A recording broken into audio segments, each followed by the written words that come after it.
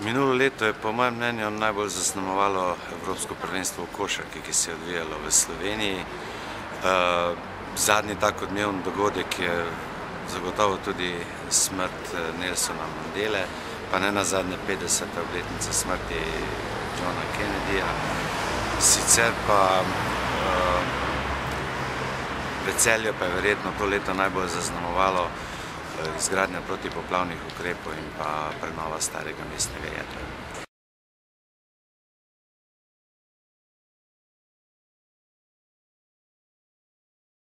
Napovedovanje prihodnosti je zelo kočljiva zadeva, ampak jaz sem po naravi optimist in verjamem, da bo leto 2014 dobro leto, upam boljše kot letos, tako da se tega že veselim.